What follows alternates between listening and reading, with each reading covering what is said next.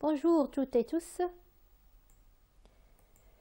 Ma présentation, ma vidéo aujourd'hui, va porter sur la façon de rédiger ou la manière ou la rédaction d'un email.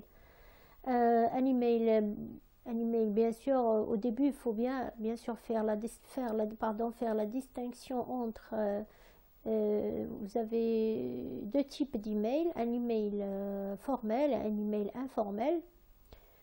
Donc la première des choses pour envoyer un email ou bien pour répondre à un email, euh, là le cas c'est on va parler de répondre à une demande ou écrire à quelqu'un, envoyer un email à une personne.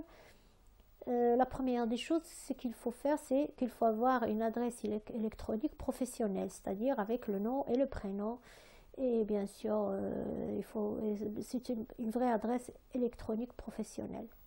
Et aussi avoir une signature à votre email. Il faut avoir une signature, le nom, le prénom, ce que vous faites, des petites informations. C'est comme une petite carte de visite pour vous connaître.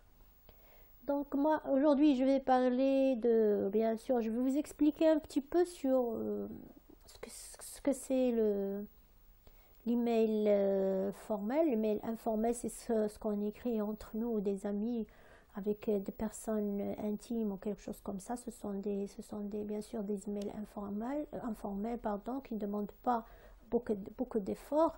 Mais quand on écrit à quelqu'un officiellement, à quelqu'un qu'on ne connaît pas, là, les choses, bien sûr, vont changer. Il faut bien faire attention à ce qu'on va écrire, à ce qu'on va rédiger, comment on va parler à cette personne.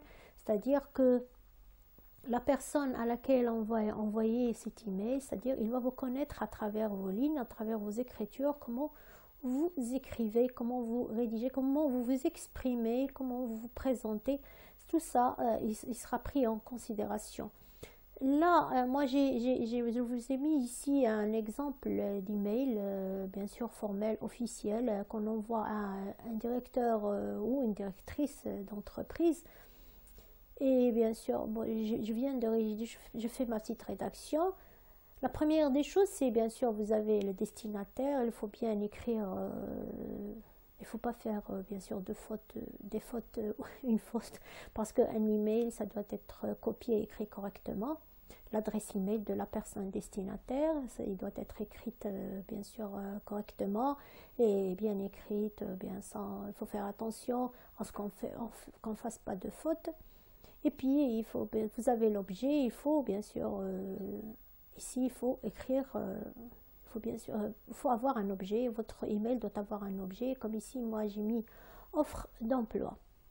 Là, bon, comme le directeur ou la directrice de l'entreprise, nous, on ne connaît pas si c'est une femme ou si c'est un homme. Normalement, on écrit madame, monsieur, ça dépend de la personne chez qui va atterrir votre email, parce que vous allez trouver des adresses électroniques de destinataires. Oui, il n'y a pas de nom ni de prénom, mais seulement c'est le nom de l'entreprise, de la société. Donc, vous ne pouvez pas connaître ou savoir si la personne à qui vous allez envoyer votre email, vous pouvez savoir si c'est un homme ou c'est une femme. Bon, après, bien sûr, vous avez vu, j'ai pris, bien sûr, moi, ce que j'ai écrit ici, comme j'ai dit, c'est un exemple. J'ai pris connaissance de votre offre d'emploi pour le poste de commercial au sein de votre entreprise suite à l'annonce publiée dans votre site web. Donc là, j'ai supposé que l'annonce a été publiée dans un site web. C'est possible aussi qu'il soit publié dans un journal. Je vous informe que je suis fortement intéressée par le poste proposé et je me mets à votre disposition pour passer le test demandé ou avoir un entretien de pré-embauche avec vous. Là, c'est comme si vous écrivez une lettre de demande d'emploi. C'est à peu près la même chose. Ça doit être officiel, ça doit être courtois, poli, avec des phrases professionnelles. Vous ne pouvez pas écrire, vous n'êtes pas familier avec la personne à laquelle vous allez envoyer votre email, vous ne la connaissez pas, donc bien sûr, normalement, Si vous voulez, vous pouvez ajouter ici, après Madame, Monsieur, si vous voulez, vous pouvez acheter, vous pouvez, pardon, vous présenter, vous dites je suis Monsieur, vous mettez votre nom et prénom, vous présentez, vous dites qui vous êtes, est-ce que vous faites. C'est possible aussi de l'ajouter. Mais comme vous allez mettre ici dans la signature, c'est pas obligatoire. Et aussi, c'est pas faux. Vous pouvez soit le mettre ici et dans les mettre ici. Vous pouvez répéter ça 2 fois, c'est pas grave. Mais comme vous voulez, parce que si dans un email vous allez vous présenter, vous allez dire ce que vous faites. Là, la personne qui va bien sûr lire votre email va être plus intéressée par qui vous êtes et tout ça. Ça c'est un point de plus. Si vous voulez ajouter ici, vous vous présentez, je suis monsieur, ou je suis mademoiselle, je suis madame, XY, et voilà ce que je fais. Je suis diplômée de, je sais pas, de l'école supérieure de commerce, par exemple, et maintenant je suis cadre dans une entreprise. Vous pouvez même dire le nom de l'entreprise ou mentionner le nom de l'entreprise dans votre email, mais tout ça, ils vont vont le connaître dans votre dossier de candidature. Mais ça, c'est pas grave. Si vous voulez mettre le nom, le prénom et vous vous présenter au début de votre email. Comme je viens de dire que l'email il est professionnel, bien sûr, il ne faut pas dire tu. Bien sûr, vous allez vous présenter, vous allez, quand vous parlez à quelqu'un, vous allez dire vous, il n'y a pas de tu là. Et aussi, bien choisir les mots et les phrases professionnelles qu'il faut bien sûr mentionner dans la rédaction de votre email. Voilà, vous donnez des informations très brèves, mais ils sont vraiment utiles pour le lecteur de votre ou la lectrice de votre email. Je vous informe que je suis fortement intéressée par le poste proposé et je me mets à votre disposition pour passer le test demandé ou avoir un entretien de pré-embauche avec vous. Veuillez trouver en attaché mon dossier de candidature, ce format PDF comme vous l'avez demandé, parce que là, il y a des entreprises qui demandent d'avoir des dossiers de candidature sur un format donné, donc il faut bien répondre à cette annonce, il faut bien répondre à ce qui est demandé, aux exigences de l'entreprise, parce que ça va donner une très bonne image de vous, que vous êtes bien sûr, ce que vous dites que c'est tout à fait vrai, vous dites que vous êtes fortement intéressé, donc bien sûr vous répondez correctement aux exigences de l'entreprise et vous faites ce qui est demandé. Je reste à votre disposition pour d'éventuelles informations complémentaires, bien sûr, pour toutes les demandes ou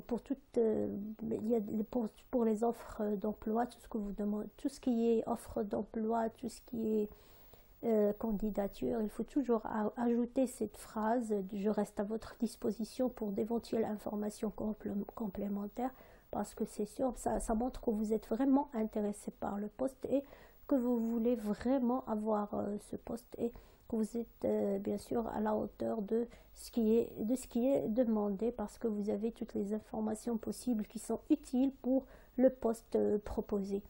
Là, bon, ici, moi, j'ai mis pour la signature avec ma haute considération, parce que là, comme j'ai dit, vous connaissez pas la personne à laquelle vous vous adressez. C'est une personne qui sait, c'est le directeur, c'est le responsable des ressources humaines, donc c'est qui, mais ça reste toujours, c'est une phrase très courtoise, très polie et aussi très professionnelle. Avec ma haute considération, c'est une phrase très très professionnelle, donc il vaut mieux mentionner... bien sûr, il vaut mieux écrire cette phrase parce que vous ne connaissez pas cette personne. C'est bien de dire, voilà, c'est avec ma haute considération. Ça, c'est une formule de politesse qui est vraiment professionnelle. Là, pour la signature, vous mettez votre nom et prénom et vous mettez ce que vous faites, qui êtes-vous. Vous mettez bien sûr, je suis diplômée de l'école...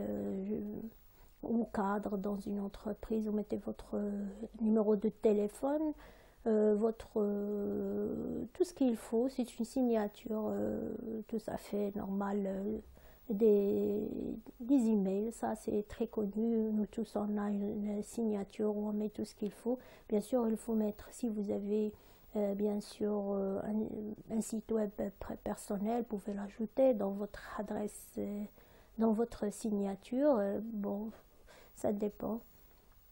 Là, je parle comme ça, c'est un exemple pour répondre à une offre d'emploi, mais aussi vous avez des emails que vous pouvez aussi envoyer à des personnes pour avoir des informations aussi sur quelque chose que vous avez lu. Il y a une adresse email et vous avez besoin de plus d'informations ou plus d'informations, plus d'éléments à savoir ou à connaître sur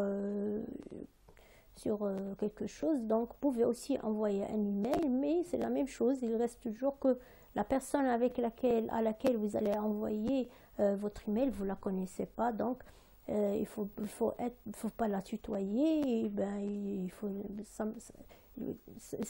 Votre email doit toujours être très professionnel dans tous les cas. De façon générale, il doit être très très professionnel. Si vous ne connaissez pas les personnes auxquelles vous vous adressez, c'est pas la peine d'être il ne faut pas se familiariser avec des gens que vous ne connaissez pas. C'est sûr que vous n'allez pas, je suis sûre qu'on ne va pas vous répondre.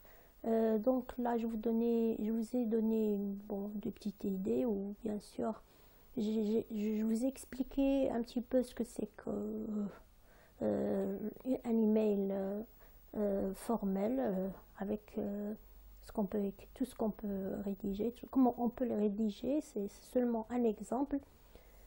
Et en langue française bien sûr, mais aussi je vais essayer de faire une vidéo sur la rédaction d'un email en langue arabe et en langue anglaise. Vous savez que c'est pas la même chose, c'est pas la même pratique.